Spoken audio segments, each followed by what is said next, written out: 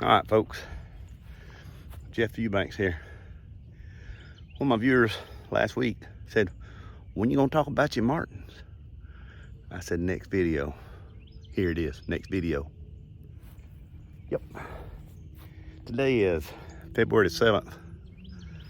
We are on the cutting edge, not the cutting edge, the outside edge of martins arriving back here on the homestead. The earliest I've ever had them show up was February 12th. It's more like from February the 20th through the late February when I really normally see them. But I mean, just like today, it's 60 plus degrees out here right now. And we got a lot of weather coming in next week. And when I say weather, rain. And I think martins kind of like to surf on the front side of weather fronts sometimes. So I get my gourds up. One problem, my blame neck. Yeah, it's well, my surgery scheduled for March 11th, so that's how bad it is. I'm gonna make a video, I promise, with greater detail about what's going to be going on. But problem number 2 is I've got an issue that I've been putting off for a year. I meant to do it last year and didn't get around to it. Believe it or not, a man putting off something, and it's the cord that I use to raise and lower this one gourd rack right here. Now, believe it or not, that thing's a little heavier than you think. But I had a fatal flaw when I designed this thing.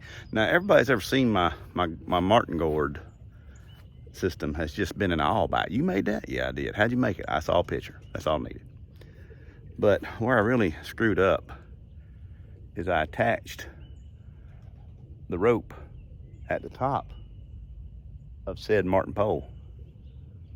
And I think that one's like 15 foot. So you gotta let the pole down.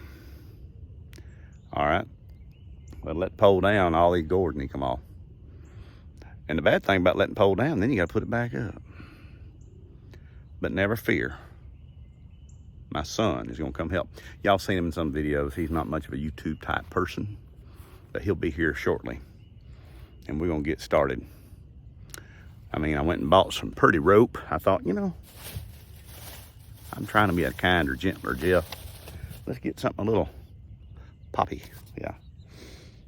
You think the martins like that? I don't know. If they had bugs on it, they would, especially dragonflies.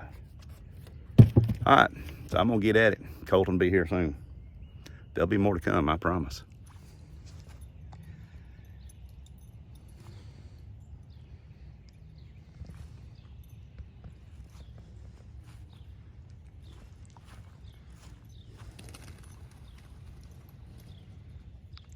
Cooper, Cooper, come.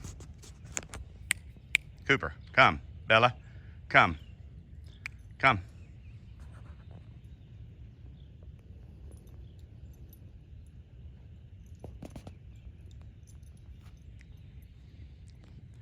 Farm dogs. Yeah. Okay, so I have 1/4 socket head screws to hold all those pieces of electrical conduit onto the mating plates that go around the pole. Well, they've been out here a few years and they're a little rusted. So, we got me some PB Blaster. Folks, that stuff will break the bolts loose on the gates of hell. I don't know what it's made out of, but it's powerful. Powerful stuff. Better than WD-40. And that's saying a lot for a redneck to say this is better than WD-40. It's also more expensive than WD-40. So, yeah, we're gonna go over and spray them bolts down real good. I had a can, but it lost all of its aerosol. Yeah, I don't know how long I had it. Gotta shake her up real good. You know, we may have a problem. I told you I've been out here for a while. There's rust on those things. And see, on my other pole, I got smart and I used stainless steel hardware. This one I was cheap. And I just use regular alloy steel, I guess. I'm not really sure. No, you'd think an alloy steel wouldn't rust. No, it would. You know, I'm a machinist, I should know that. But anyway, generally when I'm machining, I don't worry about rust. I'll get back to it now. You see that rusty, nasty looking stuff right there? That's where I've sprayed this thing down with the PB Blaster. Once again, this is not sponsored by PB Blaster. I'm sorry about that. iPhone pretty tough though. And I'm back. Where was I before I knocked my phone off? And it's precariously located on a 6-foot step ladder. But anyway, so I'm not so sure these arms gonna come off this thing, because I can't take a chance on busting something. And when I say busting something, bringing one of those cheaply made, well, not cheaply made, just not made for this type of outdoor application, 1/4 bolt. 1/4 bolt means it's a 1/4 inch in diameter. It's got 20 threads per inch. That's your machinist minute. You know, I ought to start some shorts like it. Your machinist minute with Jeff Eubanks. So yeah, I'm not so sure this is gonna work as I had envisioned. But why should it? Nothing else does.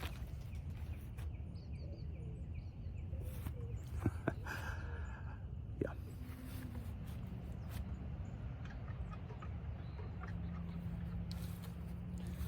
Now, I know lefty loosey, righty tighty ain't working. So mine and my son's day has just got a little bit more aggravating. Okay, so now what's gonna have to happen? What we're going to have to do, we're going to have to raise this gourd rack up about halfway. And then we're going to have to take this 9/16 socket and remove these big old lag bolts. I got one right here. I got one down yonder at the base. Once we get said lag bolts backed out, then we're gonna have to walk that sucker down. And this 6-foot ladder that I have my phone so precariously mounted to will become a kickstand. Now, I'm sure you're talking and thinking to yourself, boy, he's talking like he knows exactly what he's talking about. I had to do it before. So yeah, that's where we're at. I didn't want to have to do it that way. Didn't want to have to do it that way at all. But yeah, I'll never get those calf head screws out of there. Never.